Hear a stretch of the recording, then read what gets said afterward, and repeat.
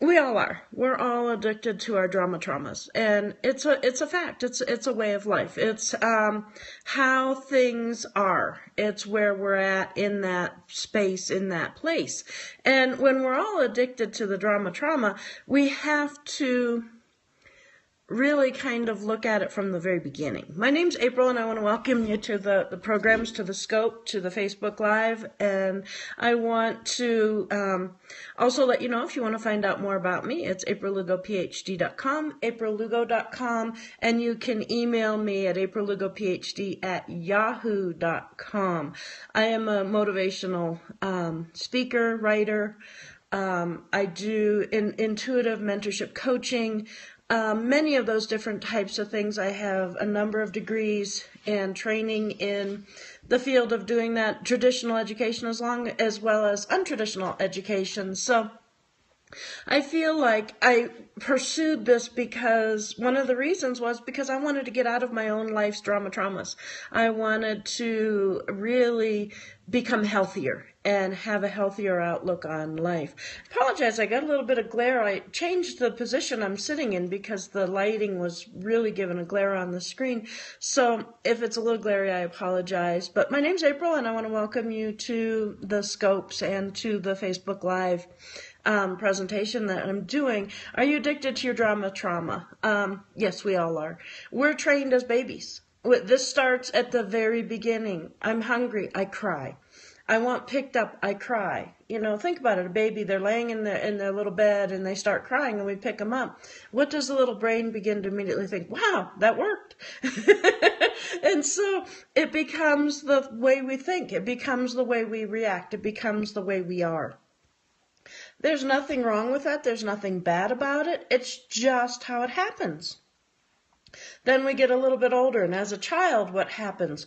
We begin to demand things. We begin to throw temper tantrums, and sometimes we get a negative response. Sometimes we get a positive response. We get what we want, or we get disciplined. But you know what? We get a response of some sort. You know, you've heard the old saying, a negative response sometimes is better. That can happen, and that can be a part of it. Is how does that all come through? How does that all react? So, as I want to say, we're all programmed to be trauma driven. And we all start to really have that be a part of our lives. We actually have that start putting into motion how we function in the world. Why do we remain in unhealthy relationships? Why do we stay with friends that are unhealthy friends? Why do we stay with a partner that maybe isn't the best partner for us? Why do we kind of keep ourselves as victims in our own financial, spiritual, emotional behaviors? Why do we do that? It's because it gets us what we want.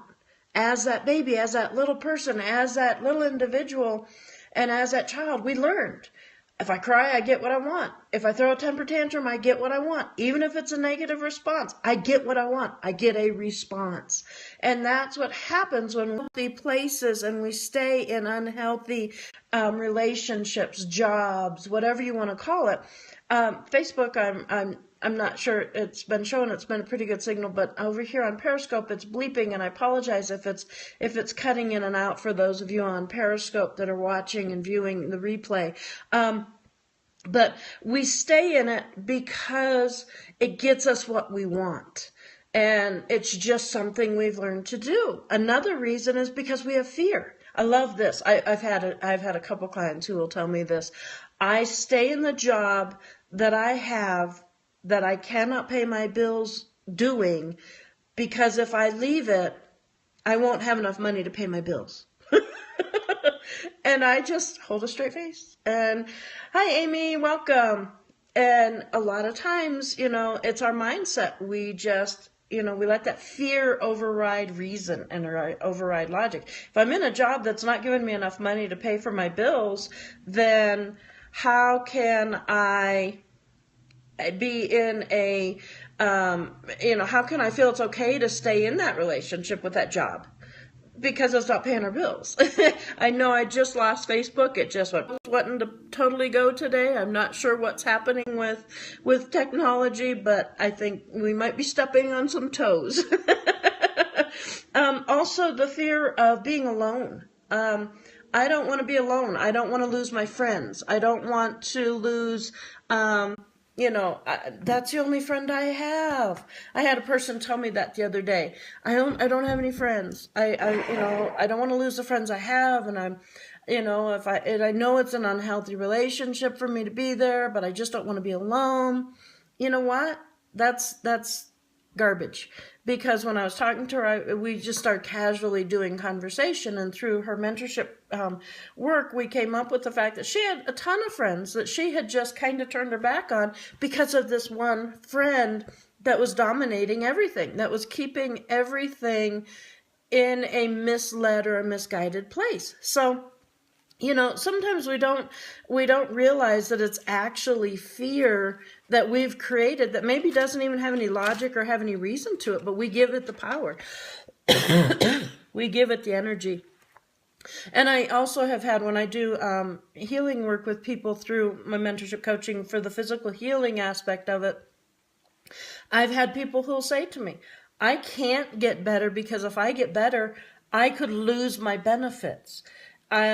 I can't get better because in my head, I am so convinced that what the medical science has said to me is true that I can't move past that. Those are all perceptions, and those are all things that we've just kind of learned to believe and to accept, and they become our traumas. All of these things create an unhealthy addiction to our traumas, to overcome us, to overpower us, to keep us focused in that. We extend a tremendous amount of energy into trauma. I don't know if you ever have thought about it, but it takes a lot of energy to really go into that space. It really takes a lot of, we have to get ourselves built up. We have to start the crying. We have to throw the temper fit. We have to get all of that going within us in order for us to be able to move past and into a total state of trauma. It's like if you talk to an actor and an actor talks about having to shift characters and go into the character that they're going to be. They have to really work to get themselves into that space.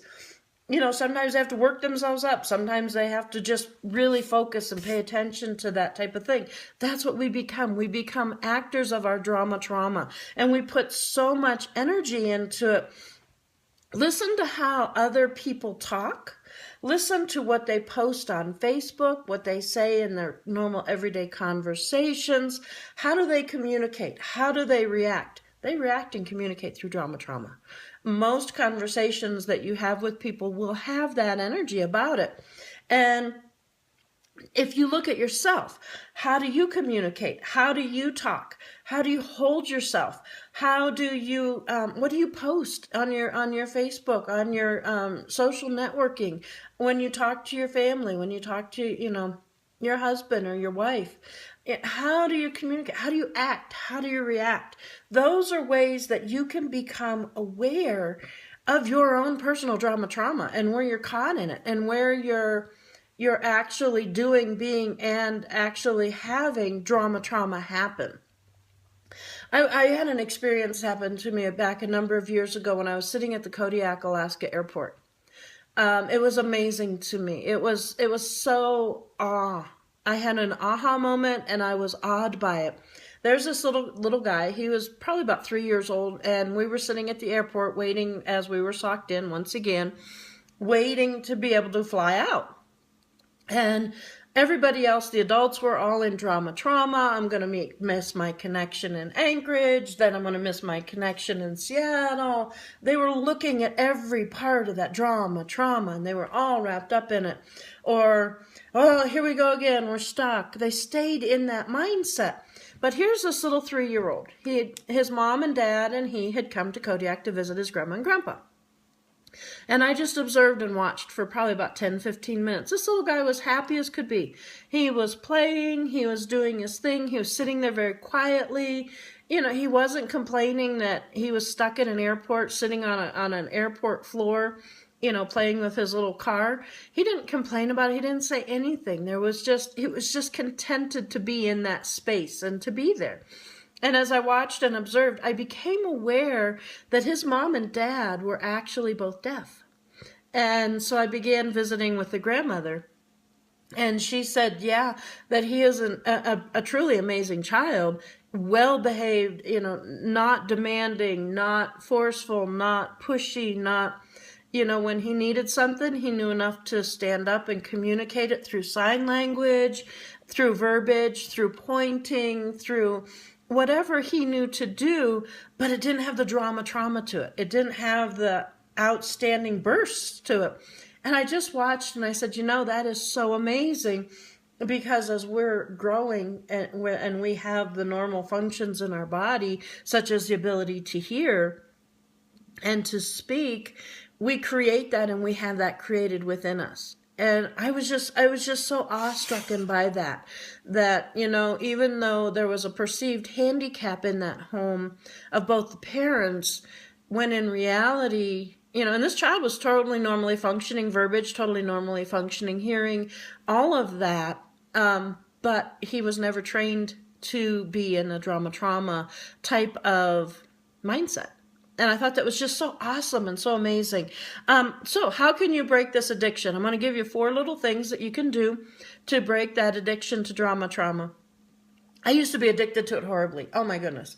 I used to live, breathe, and anybody who knows me from my past can adhere to that and can say, yeah, validate that for sure. April was addicted to trauma. And it's when I started doing some of these things that trauma energy started to change. And sure, there's times it'll come up in my life, but I catch it and I shift it and I change it. So the first thing is be aware, number 1, that you have an addiction to this trauma. Be aware that it is something you have learned and it is really something that is there for you. Watch yourself. Spend the next 3 days just really watching yourself. How do you react to if you have a shortage of money? How do you react to, I just don't feel good today, because you don't want to get out of bed? Look at all of those little things and just become aware of it. Spend the next 3 days really thinking about it and looking at it. Recognize it in action. What that means is really see yourself when you're doing it, when you're caught in that trauma. You might not catch it right at the moment when it's happening, but you'll catch it and you'll realize it. It might be when you're in the restroom sitting there and you think, oh my gosh, I can't believe I just did that, or I can't believe I let that feeling happen. Start recognizing the actions. Start recognizing them, and then the minute they start, stop them. The minute they start coming in, correct yourself. Change it. Change it up. Change how you think about it. And that's the third thing, is change it. The third thing is, I don't make enough money, or I'm too short to pay my electric bill. Okay, so rather than being all caught up in the drama, oh my gosh, my power's going to be turned off, what am I going to do? All of those things, what can you do? I can call the power company and I can tell them, hey, I'm really sorry, I'm short this time. I can give you guys $50 this today to pay on this bill, and I don't want my power shut off, and I want to stay in good standing with you guys. I can pay you the other $50 in a couple weeks.